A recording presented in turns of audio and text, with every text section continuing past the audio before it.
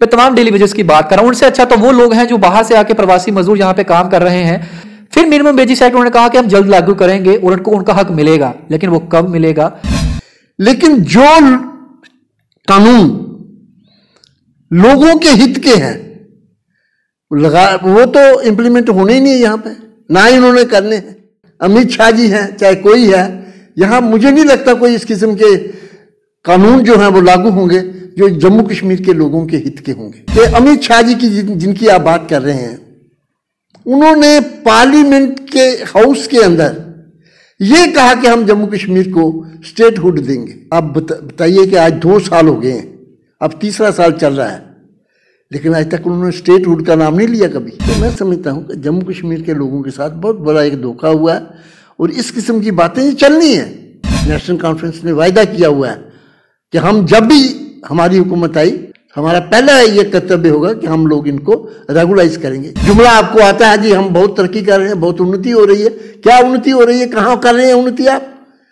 ये लोगों को धोखा देने वाली बात है। अमित शाह जी ने कहा जिस दिन ये 5 अगस्त 2019 की बात है, पार्लियामेंट के अंदर कहा उन्होंने कि हम जम्मू कश्मीर में इतना इंडस्ट्रियलाइजेशन कर देंगे इसको कि यहाँ कोई आदमी बेकार रहेगा ही नहीं। कि जम्मू कश्मीर के अंदर कितना पैसा इंजेक्ट किया इन्होंने, कितनी इंडस्ट्री यहाँ खोली है, बल्कि मोर देन 50% इंडस्ट्री यहाँ बैठ गई है इनकी जो गलत पॉलिसीज की वजह से। और अब अगर आपको घर के अंदर कुछ कंस्ट्रक्शन भी करनी है, पहले तो नक्शा बनवाइए। अब कहा जा रहा है कि अगर आपको अपने वहां पे दुकान बनानी है, एक घर या एक लेंटर भी डालना है, तो आप परमिशन लीजिए। तो भाई है सर, हर तरफ तो भाई है। अब गांव के लोग सुख का सांस ले रहे थे, अब उनको भी तंग करना शुरू कर दिया है। ये कहाँ का इंसाफ है? मेरा अपने पुश दर पुश्तों से मेरी जमीन है, आज उस पर मुझे टॉयलेट अगर बनाना है तो उसकी भी इनके लिए परमिशन लेनी पड़ेगी। और परमिशन देने वाले ये एक और रास्ता करप्शन का खोल दिया इन्होंने। वहाँ का सरपंच, वहाँ का बीडीओ, वहाँ का जो विलेज वर्कर है वो उसको पास करेंगे। क्यों? पटवारी उसका मेंबर होगा। क्यों? पटवारी आगे कम परेशान कर रहे हैं लोगों को। जय हिंद, आप देख रहे हैं बाहु एक्सप्रेस और मैं हूं आपके साथ शुभम लंगे। जम्मू कश्मीर के अंदर इस समय चुनावी माहौल और चुनावी हलचल जो है वो तेज नजर आ रही है। सियासी पार्टियों की बात करूं तो एक दूसरे को ऊपर जो है आरोप प्रति आरोप की राजनीति भी शुरू हो चुकी है। ये कहीं संकेत तो नहीं कि आने वाले दिनों में जल्द ही चुनाव जो है जम्मू कश्मीर के अंदर हो सकते हैं, क्योंकि एक तरफ भारतीय जनता पार्टी के तमाम नेतागण जो हैं वो दूर दराज के इलाकों के अंदर जाकर प्रचार तो कर ही रहे हैं और दूसरी तरफ से वो सोशल मीडिया पर भी काफी एक्टिव नजर आ रहे हैं और बाकी पार्टियां जो हैं वो भी काफी आश्वस्त नजर आ रही हैं और वो भी भारतीय जनता पार्टी को घेरने में कहीं भी कसर जो है वो नहीं छोड़ रही है। लेकिन जम्मू कश्मीर के अंदर इन दिनों कुछ मुद्दे ऐसे हैं जिन पर चर्चा करना बहुत ही जरूरी है। सबसे पहले यहां पर जो डेली वेजेस की तादाद है वो काफी ज्यादा है, 60,000 से ज्यादा और अब तो 1 लाख तक पहुंच चुकी है। और इन लोगों के लिए कौन सी सरकार जो है वो अपना पिटारा खोलेगी और इनके लिए जो है रेगुलेशन पॉलिसी या फिर कुछ ऐसे बदलाव या प्रावधान जो है वो लेकर आएगी कि इन लोगों के लिए भी कुछ ना कुछ होगा, क्योंकि काफी आस जो है इनको है तमाम पार्टीज के साथ। इसके अलावा महंगाई और बेरोजगारी, ये कुछ ऐसे मुद्दे हैं जिन पर बात तो करना चाहते हैं, लेकिन बात करें तो करें किसके साथ? सेंटर में भारतीय जनता पार्टी की सरकार है और जम्मू कश्मीर के अंदर जब उनके नेताओं से बात की जाती है तो वो बजाय इस पर बात करने के वो बात करते हैं आतंकवाद और पाकिस्तान की। इन सब पर चर्चा करने के लिए मेरे साथ नेशनल कॉन्फ्रेंस के प्रोविंशियल प्रेसिडेंट रतन गुप्ता जी हैं। सीधी बातचीत करूंगा और जानने का प्रयास करूंगा कि नेशनल कॉन्फ्रेंस इसे किस तरीके से देखते हैं और आने वाले दिनों में इनकी किस तरीके की रणनीति रहेगी, लोगों के बीच में जाएंगे। सबसे पहले तो सर आपका स्वागत है बाहु एक्सप्रेस में। Thank you very much sir. सबसे पहले मैं यही जानना चाहूंगा, भारतीय जनता पार्टी के ex deputy CM Kavindra Gupta ji, उन्होंने कोट करके कहा कि अमित शाह जी जम्मू कश्मीर का जब उनका दौरा रहा उस समय वह आश्वासन देकर गए कि जो मिनिमम वेजेस जो ऑलरेडी चल रहा है लेकिन उतना नहीं मिलता यहां पर लोगों को कि उस तरीके से इस महंगाई के दौर में वो अपना गुजर बसर कर सके। मैं तमाम डेली वेजेस की बात कर रहा हूं। उनसे अच्छा तो वो लोग हैं जो बाहर से आके प्रवासी मजदूर यहां पे काम कर रहे हैं, जो जितने गवर्नमेंट एम्प्लॉइज हैं डेली वेजेस हैं उनसे अच्छे तो वो कमाते हैं। फिर मिनिमम वेजेस एक्ट उन्होंने कहा कि हम जल्द लागू करेंगे और उनको उनका हक मिलेगा, लेकिन वो कब मिलेगा? अब तक इंतजार और टकटकी लगाए तमाम डेली वेजेस जो हैं वो देख रहे हैं। बड़े दुख की बात है कि पूरे हिंदुस्तान में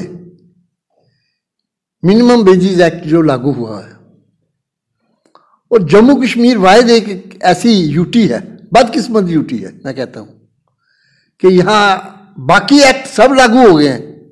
एकदम आप सुबह करेंगे तो शाम को उसकी इंप्लीमेंटेशन शुरू हो गई है। लेकिन जो कानून लोगों के हित के हैं वो तो इंप्लीमेंट होने ही नहीं है यहां पे, ना ही उन्होंने करने हैं। तो ये तो सिर्फ लारेबाजी है, जितनी मर्जी करते जाएंगे, चाहे अमित शाह जी हैं चाहे कोई है। यहां मुझे नहीं लगता कोई इस किस्म के कानून जो हैं वो लागू होंगे जो जम्मू कश्मीर के लोगों के हित के होंगे। आप अंदाजा लगाइए कि अमित शाह जी की जिनकी आप बात कर रहे हैं, उन्होंने पार्लियामेंट के हाउस के अंदर ये कहा कि हम जम्मू कश्मीर को स्टेटहुड देंगे और बहुत जल्द देंगे जब हालात वहां नॉर्मल होंगे। आप बताइए कि आज 2 साल हो गए हैं, अब तीसरा साल चल रहा है, लेकिन आज तक उन्होंने स्टेटहुड का नाम नहीं लिया कभी। जम्मू कश्मीर रियासत एक प्रिंसली रियासत थी, जैसे बाकी रियासतें। मुझे आप बताइए कौन सी रियासत है 650 के करीब रियासतें जो उस वक्त हिंदुस्तान के साथ मर्ज हुई थी। जितनी भी रियासतें हैं, कौन सी ऐसी रियासत है जिसकी मतलब स्टेट थी वो और उसको यूटी इन्होंने बनाया? एक बता दीजिए। जिसकी जम्मू कश्मीर के अंदर एक बेहतरीन रियासत थी जम्मू कश्मीर रियासत, जिसका लद्दाख हिस्सा था, और बदकिस्मती यह है कि लद्दाख के भी जम्मू कश्मीर के भी टुकड़े कर दिए। एक यूटी लद्दाख बना दी, एक यूटी ये बना दी जम्मू कश्मीर। तो मैं समझता हूँ कि जम्मू कश्मीर के लोगों के साथ बहुत बड़ा एक धोखा हुआ है और इस किस्म की बातें चलनी है। जब तक यहाँ पे नेशनल कॉन्फ्रेंस की हुकूमत नहीं आएगी ये बातें चलती रहेंगी। नेशनल कॉन्फ्रेंस ने वायदा किया हुआ है कि हम जब भी हमारी हुकूमत आई, और अब की बार आनी है, तो यहाँ जितने भी जो ये डेली वेजर हैं वो एक पॉलिसी बनी हुई है। उस पॉलिसी के तहत हमारा पहला ये कर्तव्य होगा कि हम लोग इनको रेगुलाइज करेंगे। जो 25 साल से काम कर रहा है, पूरा काम करता है, आप उसे पूरी मतलब सुबह से लेकर शाम तक आपकी ड्यूटी देता है वो, आप आज भी उसको डेली वेजर ही कहेंगे? तो उसकी सारी उम्र ही डेली वेजर में, उसका पूरा जन्म ही ये डेली वेजर में बीत जाएगा। 4-4, 5-5 बच्चे हैं, कहाँ जाएंगे? एक पॉलिसी होनी चाहिए। हुकूमत है, गुड गवर्नेंस दे रहे हैं। क्या गुड गवर्नेंस दे रहे हैं? कौन सा महकमा है, कौन से ऐसी इस वक्त मुलाजम नहीं है, कौन सा तबका आपसे खुश है? मुझे आप बता दीजिए। दुकानदार अपनी जगह परेशान है, किसान अपनी जगह परेशान है। अनएम्प्लॉयमेंट की हालत यह है कि पहले यहाँ 7% थी, आज 24% को टच कर रही है। किसको आप कहेंगे कि हाँ जम्मू कश्मीर की हालत? आप सिर्फ एक ही जुमला आपको आता है, जी हम बहुत तरक्की कर रहे हैं, बहुत उन्नति हो रही है। क्या उन्नति हो रही है? कहाँ कर रहे हैं उन्नति आप? ये लोगों को धोखा देने वाली बात है। आप मुझे बताइए, पिछले दिनों इन्होंने कहा कि हम जम्मू कश्मीर के अंदर, और अमित शाह जी ने कहा जिस दिन ये 5 अगस्त 2019 की बात है, पार्लियामेंट के अंदर कहा उन्होंने कि हम जम्मू कश्मीर में इतना इंडस्ट्रियलाइजेशन कर देंगे इसको कि यहां कोई आदमी बेकार रहेगा ही नहीं। आज मुझे बताइए, और हम खरबों रुपया यहां पे इंडक्ट कर देंगे। आज मुझे बताइए, आप तो माने हुए जर्नलिस्ट हैं, मुझे एक बात बता दीजिए कि जम्मू कश्मीर के अंदर कितना पैसा इंडक्ट किया इन्होंने, कितनी इंडस्ट्री यहां खोली है? बल्कि मोर देन 50% इंडस्ट्री यहां बैठ गई है इनकी जो गलत पॉलिसीज की वजह से। आप किसको कहेंगे, किसको सुनाएंगे? अमित शाह जी पिछले दिनों मीडिया कर्मियों से उन्होंने सामने आए, रूबरू हुए, और उन्होंने प्रेस कॉन्फ्रेंस में गुड गवर्नेंस जैसे आपने बात करी उसमें शीर्ष स्थान जम्मू कश्मीर को दिया। जम्मू कश्मीर में जम्मू जो ऐसी डिस्ट्रिक्ट है जिसे प्रथम जो स्थान है वो मिला है। मैं आपसे समझना चाहता हूं, आप भी एक सुलझे हुए खिलाड़ी हैं राजनीति की अगर बात करें, आपने भी काफी एक्सपीरियंस आपको रहा है। क्या गुड गवर्नेंस जो है उसका रास्ता गांव से होता हुआ निकलेगा? क्योंकि गांव के अंदर अब कानून जो लागू किया गया है जिसके तहत अब पंचायतों के अंदर कमेटियां बना दी गई हैं, जिसमें सरपंच, जिसमें वहां के जो बीडीओ रहेंगे वो तमाम लोग जो हैं उसका हिस्सा रहेंगे। और अब अगर आपको घर के अंदर कुछ कंस्ट्रक्शन भी करनी है, पहले तो नक्शा बनवाइए। गांव के अंदर इतनी सहूलियतें नहीं है, लोगों के पास ऑलरेडी रोजगार नहीं होता, वो कृषि करते हैं, रोजगार वहां से चलाते हैं, छोटी छोटी दुकानें होती हैं उनकी, वहां से अपना काम का चलाते हैं। अब कहा जा रहा है कि अगर आपको अपने वहां पे दुकान बनानी है, एक घर या एक लेंटर भी डालना है, तो आप परमिशन लीजिए, आपको सरपंच लिख के देगा, आप पहले सिटी जाइए, नक्शा पास करवाइए, फिर आइए। क्या गुड गवर्नेंस का रास्ता यूं लोगों के घरों से होता हुआ निकलेगा और इस तरीके से लोगों को तंग करके जो है, परेशान करके गुड गवर्नेंस इंडेक्स जो है वो जाहिर किया जाएगा? तबाही है सर, हर तरफ तबाही है। शहरों की हालत तो आपने देख ही ली है। लोग किस तरह परेशान हैं, तंग हैं। अब गांव के लोग सुख का सांस ले रहे थे, तो चलो हम अपनी मेहनत मजदूरी करते हैं, थोड़ी बहुत जमीन है तो उससे कोई गला वगैरह आता होगा, वो बच्चों को खिलाते हैं, तो अपना गुजारा कम से कम खुली हवा में सांस तो ले रहे हैं। अब उनको भी तंग करना शुरू कर दिया है। ये कहाँ का इंसाफ है? मेरा अपने पुश दर पुश्तों से मेरी जमीन है, आज उस पर मुझे टॉयलेट अगर बनाना है तो उसकी भी इनके लिए परमिशन लेनी पड़ेगी, और परमिशन देने वाले ये एक और रास्ता करप्शन का खोल दिया इन्होंने। वहां का सरपंच, वहां का बीडीओ, वहां का जो वो जो विलेज वर्कर है वो उसको पास करेंगे। क्यों? पटवारी उसका मेंबर होगा। क्यों? पटवारी आगे कम परेशान कर रहे हैं लोगों को। मतलब आप चाहते क्या है? साहब में ये भी तो है कि अगर गांव के अंदर आप जी पटवारियों के रेवेन्यू डिपार्टमेंट की बात करें तो दस्तावेज जो रहते, डॉक्यूमेंट जो रहते हैं, उस पर तो आज तक कोई कानून ही नहीं बना कि दो भाई हैं उनकी जमीन अलग अलग कर दी, उनका रिकॉर्ड बनाया हो। वो तो जमीन इकट्ठी शो करेगा वहां पे, और परमिशन जब लेने जाएगा अपने भाई से कि भाई मुझे लिख के दे, मैंने बनाना है, अगर कोई विवाद चल रहा है उनका आपस में, तो वो तो बेचारा रह गया, इससे सपना देखा होगा, मेहनत करके पूंजी अपनी इकट्ठी की होगी। ये तो फंसाया जा रहा है किस्म के कि आप मतलब हर किसी के आगे गिड़गिड़ाएं अपनी ही जमीन के ऊपर, जहां किसान अपनी जमीन के ऊपर कुछ भी कर सकते हैं क्योंकि उसका हक है, मालिकाना हक है उसके पास, बावजूद उसके अब उसको गिड़गिड़ाना पड़ेगा रेवेन्यू विभाग के आगे, उसे सिटी आगे, जम्मू म्युनिसिपल कॉर्पोरेशन जेडीए के आगे नक्शे बनवाने पड़ेंगे, फिर जाके वो एक टॉयलेट या किचन जाके बनाएगा अपने घर की। मैंने जैसे पहले कहा ना कि वो बेचारे सुख का सांस ले रहे थे खुली हवा में, अब उनका सांस कैसे बंद हो, उस पर भी उन्होंने टैक्स लगाना है। हालत ये बन रही है। अब मुझे बताइए, कभी अभी पटवारी के पास गए हैं कि मुझे यार छोटा सा एक फर्द है वो काट के दे दीजिए? जाइए कभी, ये जो अमित शाह जी हैं उनको भेजिए कभी किसी पटवारी के पास, आपको पता चलेगा। रोज आप पेपर पढ़ते हैं, 2-4 पटवारी रोज सस्पेंड हुए होते हैं इसी वजह से। मतलब आप चाहते क्या हैं? मेरी जमीन है, एक गरीब आदमी है, उसकी जमीन है, उसने अगर कमरा एक बनाना है उस पर पक्का, कच्चा है उसका बना हुआ, अगर उसने कच्चे कमरे को रिप्लेस करके पक्का कमरा अगर बनाना है तो उनकी पहले परमिशन, नक्शा बनाना पड़ेगा, परमिशन लेनी पड़ेगी। 3 आदमी बैठेंगे, कब मीटिंग करेंगे, और फिर 3 आदमी आपसे जितने 4 पैसे उसने मकान बनाने पे लगाने हैं वो नक्शा पास करवाने पे लगा देगा, तो फिर वो मकान कौन बना के देगा? ये आप कर क्या रहे हैं? आपको जब देश को तो डुबो ही रहे हैं, लेकिन जम्मू कश्मीर के साथ आप क्या कर रहे हैं? ये अभी आहिस्ता आहिस्ता यहाँ के जो लोग हैं जिन्होंने मिठाइयाँ बांटी थी ना, वो आहिस्ता आहिस्ता उनको पता चलेगा ये क्या है, क्या कर रहे हैं और क्या करना चाहते हैं। एक चीज़ हो जाना चाहूँगा, क्योंकि सेंटर के अंदर इसमें भारतीय जनता पार्टी है और लोगों को आसें उन्हीं से ज़्यादा हैं कि यहाँ पे जो लोग हैं शायद सेंटर में बात करके हमारे साथ कुछ मसले हल होंगे, हमें जो है वो हमें जो है वो सहूलियतें मिलेंगी।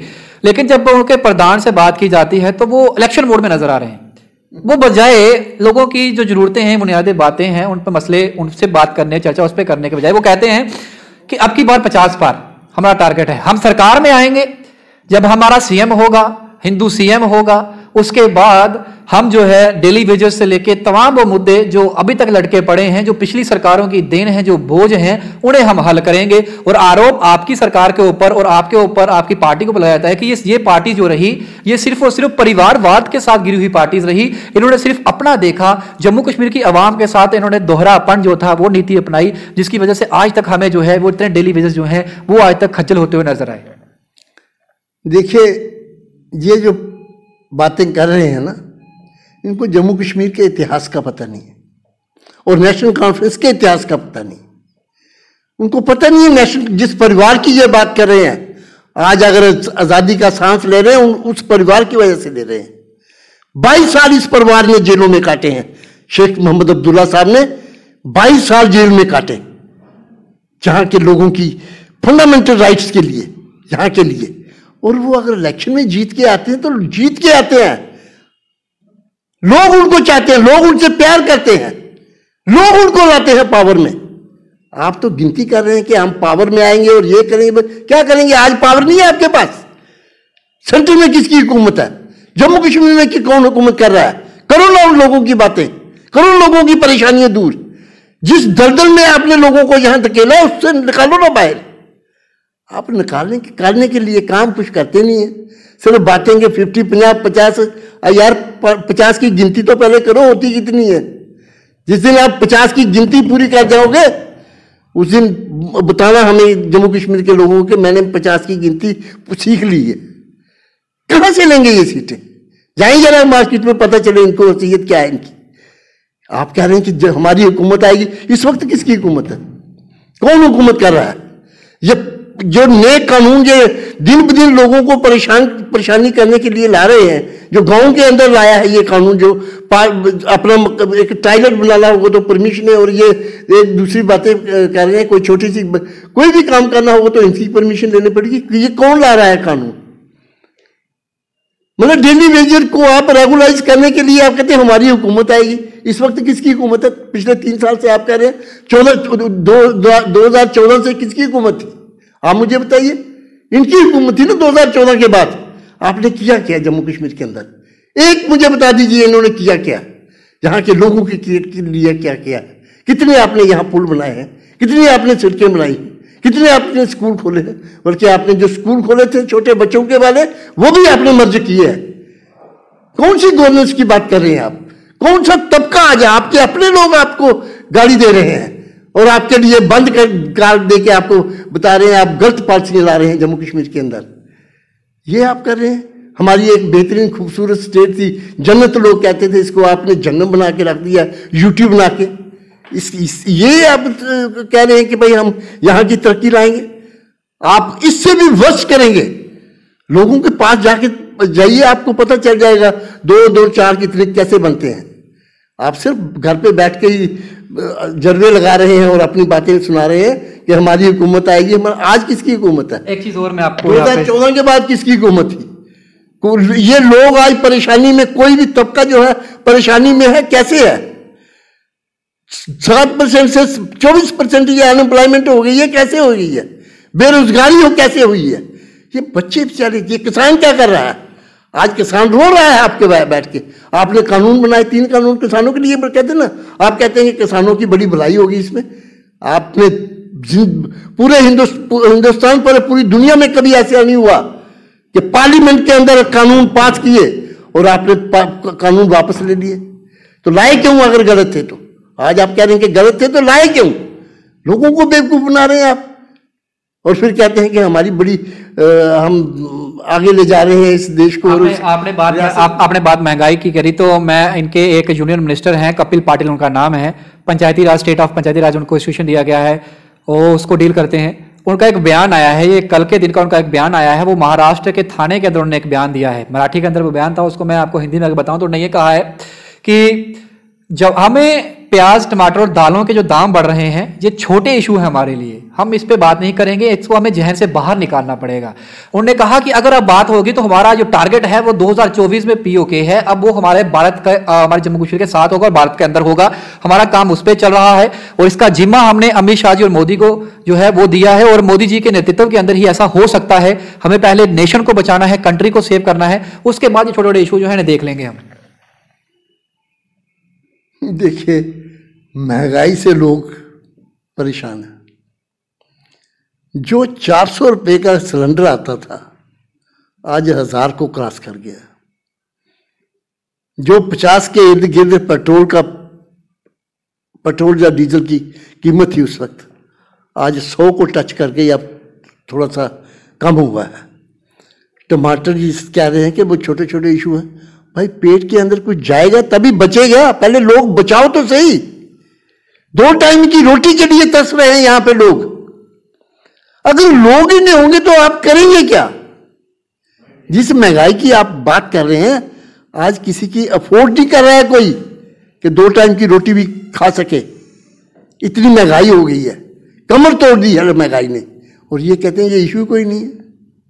अब यहां से आप अंदाजा लगाइए, पहले इंसान को बचाना जरूरी है या पहले वो पीओके को लाना जरूरी है? और यार बचोगे तो आएगा पीओके भी, अगर बचोगे नहीं तो कुछ नहीं होगा।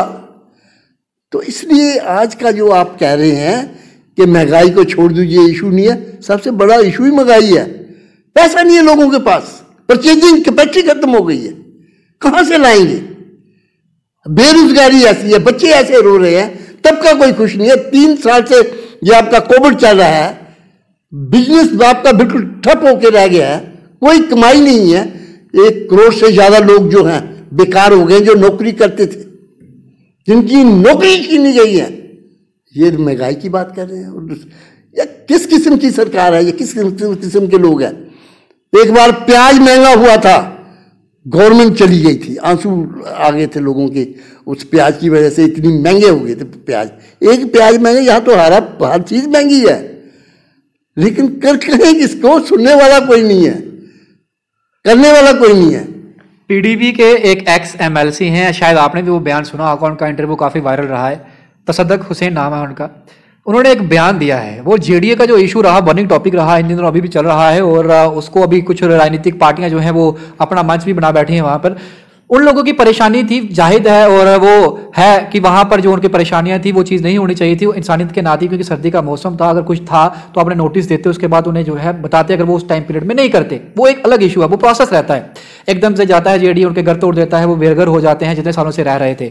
लेकिन एक एमएलसी जिसे वोट मिले, जिसको इलेक्ट होकर वहां पहुंचा और लोगों का उसको मत है, लेकिन वो इंसान ऐसी बात करे कि हम तमाम जगहों से गुज्जर बरादरी के लोगों को इकट्ठा करेंगे और आरएस पूरा हमारी जमीनों पर बसा हुआ है, हम जम्मू आएंगे और अगर हमें हक मिला तो ठीक, नहीं तो हम मरने मारने से डरते नहीं हैं, फिर ये अपना देख लें क्या कर सकते हैं। इस तरीके की कम्युनल बात करना, क्योंकि जम्मू कश्मीर के अंदर एक ऐसी स्टेट है जहां हर एक धर्म के लोग जो है बड़े भाईचारे से रहते हैं, ये बयान क्या शोभा देता है हमारी इस पॉलिटिक्स के अंदर? देखिए, अब उसने क्या बयान दिया वो तो आप उससे ही पूछ सकते हैं, लेकिन जहाँ तक नेशनल कॉन्फ्रेंस का ताल्लुक है, नेशनल कॉन्फ्रेंस हमेशा आपसी भाईचारे के लिए, बाबा कौम ने शेर कश्मीर ने उस वक्त दिया था 47 में, शेर कश्मीर का क्या इरशाद, हिंदू मुस्लिम सिख इत्तेहाद। नेशनल कॉन्फ्रेंस ने हमेशा आपसी भाईचारे की बात की है, हिंदू मुस्लिम की बात की है, और हमेशा ये चाहा है कि हम लोग यहाँ आपस में भाई भाई की तरह रहें, आपस में प्यार हो हमारा।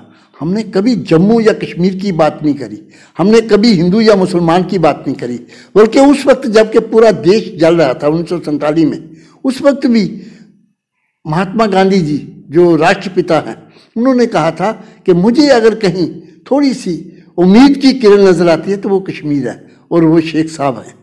तो हमारा कहने का मकसद है, नेशनल कॉन्फ्रेंस कभी ऐसी बात ना करती है ना सोचती है। हम आपसी भाईचारे, यही हमारी एक परंपरा है, हम उस परंपरा पे कायम है और आपसी भाईचारे का प्यार लेके, हम इसी का दर्श लेके हम गंगा जमनी तहजीब की बात करते हैं। हम हमेशा हिंदुस्तान की मजबूती की बात करेंगे, जम्मू कश्मीर की मजबूती की बात करेंगे। ये बात अलग है कि यहाँ हो क्या रहा है वो आपके सामने। अगर इलेक्शंस का बिल्कुल बचता है तो एज ए नेशनल कॉन्फ्रेंस, क्योंकि आप प्रोविंशियल प्रेसिडेंट हैं, आप भी उस टीम का हिस्सा होंगे जब मैनिफेस्टो तैयार किया जाएगा, जो एजेंडा रहेगा, पार्टी किस तरीके से रणनीति बनाएगी, क्या दिमाग में है कि लोगों के बीच में या लोगों के कौन से ऐसे मुद्दे रहेंगे जो टॉप 10 प्रायोरिटीज में आप रखने जा रहे हैं आने वाले दिनों में जब भी इलेक्शंस जो है अनाउंस होते हैं? देखिए, जब भी इलेक्शन अनाउंस हुआ, नेशनल कॉन्फ्रेंस का नया कश्मीर जो है, जो हमारा 1945 में बना था, वो खुशहाली का एक किताबचा था हमारा बना हुआ। यहाँ सबसे पहले हम यहाँ जम्मू कश्मीर के अंदर अनएम्प्लॉयमेंट जो है दूर करने की कोशिश करेंगे, यहाँ के किसानों की बेहतरी की बात करेंगे, यहाँ इंडस्ट्रियलाइजेशन लाएंगे, हम यहाँ दुकानदारों की बेहतरी की बात करेंगे, यहाँ जितने भी हमारे प्रोजेक्ट्स हैं, नए नए प्रोजेक्ट, अच्छे प्रोजेक्ट जो है जम्मू कश्मीर के लाएंगे, सड़कों की हालत सुधारेंगे, बिजली की हालत सुधारेंगे, पानी की हालत सुधारेंगे। फार फ्लंग एरिया में हम इस वक्त जो बहुत ज़रूरी चीज़ है वो हेल्थ सेक्टर है, हेल्थ सेक्टर को हम मजबूत करने की कोशिश करेंगे। और हमारे दौरान में काफ़ी हेल्थ सेक्टर में हमने 5 मेडिकल कॉलेज उस वक्त लाए यहाँ पे, ये हमारी ही देन है। आज ये जो मर्जी कहें तो उस सेक्टर को हम ठीक करेंगे और यहाँ पे हम एक बार फिर दुनिया को ये बता देंगे कि जम्मू कश्मीर जन्नत है और इसको जन्नत बनाएंगे। और जो इनका ये हमारे जो भाई डेली वेजर है, उनका मसला प्रायोरिटी पे हम हल करने की कोशिश करेंगे और उनको रेगुलाइज करवाएंगे। और हमारी कोशिश होगी कि हम अनएम्प्लॉयमेंट जो है उसको ख़त्म करने की कोशिश करेंगे और इस किस्म के इंफ्रास्ट्रक्चर हम बढ़ाने की कोशिश करेंगे कि रियासत खुशहाल जाए। चलिए, बहुत बहुत शुक्रिया सर आपका। ये हमारे साथ प्रोविंशियल प्रेसिडेंट नेशनल कॉन्फ्रेंस के रत्ना गुप्ता जी से सीधी बातचीत करी है। बर्निंग टॉपिक्स हैं इस समय जम्मू कश्मीर के अंदर, महंगाई, बेरोजगारी और जिस तरीके से जो बयान दिया गया है जूनियर मिनिस्टर द्वारा, और कहते हैं कि महंगाई जो है वो छोटा सा इशू है, ये बड़ा इशू नहीं है। बात पीओके की करेंगे 2024 में बड़ा होने वाला है, हम बड़ा प्लान कर रहे हैं। क्या वाकई में महंगाई जो है वो भारतीय जनता पार्टी के लिए बड़ा इशू नहीं है? क्या लोगों की जान, लोगों की सेहत, लोगों की तंदुरुस्ती जो है, खुशहाली जो है, पेट जो है, वो उनके लिए मायने नहीं रखता? सवाल ये है। अगर एक जूनियर मिनिस्टर जो है वो इस तरीके की बात करता है तो प्रधानमंत्री जी जो बड़ी बड़ी बातें करते हैं उस पर सीधा असर देखने को मिलेगा। और भारतीय जनता पार्टी के शीर्ष नेतृत्व इस बयान को किस तरीके से देखता है ये तो वक्त बताएगा। लेकिन डेली वेजेस के लिए कड़ा संदेश नेशनल कॉन्फ्रेंस के मंच से आया है। प्रोविंशियल प्रेसिडेंट के मुख से ये बात निकलती हुई कि अगर सत्ता में आते हैं तो टॉप प्रायोरिटी के ऊपर पॉलिसी ऑलरेडी बनी हुई है, उसको सिर्फ इंप्लीमेंट करना है। वो इंप्लीमेंटेशन हमारे द्वारा ही किया जाएगा और हमें पूरा विश्वास है कि आने वाले दिनों में जब भी चुनावी बिगुल बजता है, लोग विश्वास जो है वो जाहिर करेंगे वह फिर से नेशनल कॉन्फ्रेंस के ऊपर, और हम ही जो है आने वाले दिनों के अंदर सरकार भी बनाएंगे। और तमाम वो मुद्दे, चाहे वो अनएम्प्लॉयमेंट है, चाहे महंगाई है, चाहे इंडस्ट्रियलाइजेशन है, चाहे डेली वेजेस का इतने सालों से लटकता हुआ मसला है, इन सभी पर जो है हम सहमति बनाकर जो है इनको हल करने का टॉप प्रायोरिटी पर हमारा एजेंडा रहेगा। आज की मुलाकात देखकर आपको क्या लगता है? अगर आपकी भी कोई राय है कमेंट बॉक्स में जरूर रखिएगा। बाकी तमाम अपडेट्स के लिए बने रहिए बाहु एक्सप्रेस पर। इधर डोगरा के साथ शुभम लंगे, बाहु एक्सप्रेस के लिए जय हिंद।